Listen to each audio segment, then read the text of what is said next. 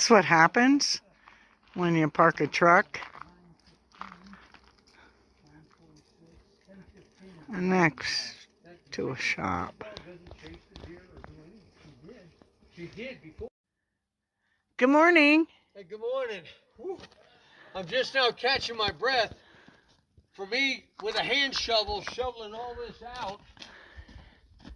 Took me about 3 days with a hand shovel, but I'll do anything for my brother so that he gets his shop open. And then, as you can see over here, snow built up on the truck, and this is the shovel that did all the work. Woo! Look at that. Now we're going to get that off of there. Spring in Colorado. Life in the Rocky Mountains. There it is. Life in Durango.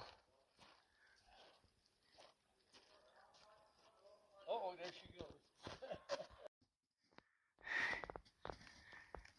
Okay, I'm going to try and walk across this without sinking. There's one of my cars. It's buried.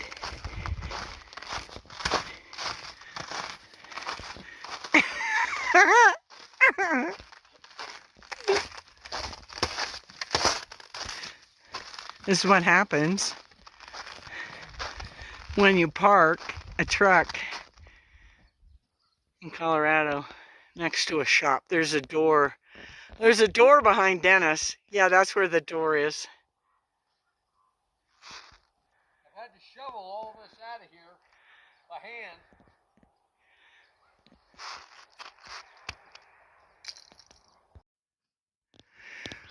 Oh, here we are, Styles.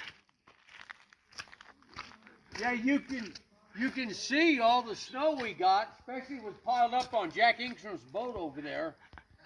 He brought his truck down. See his hitch on his truck? This is so he can tow that boat out of here. That's Jack Ingstrom. Make sure you get the spelling right on that. Goofball. Okay. Well, we got a lot of snow here too. You can see Jack's side boom over there too. See it right over there?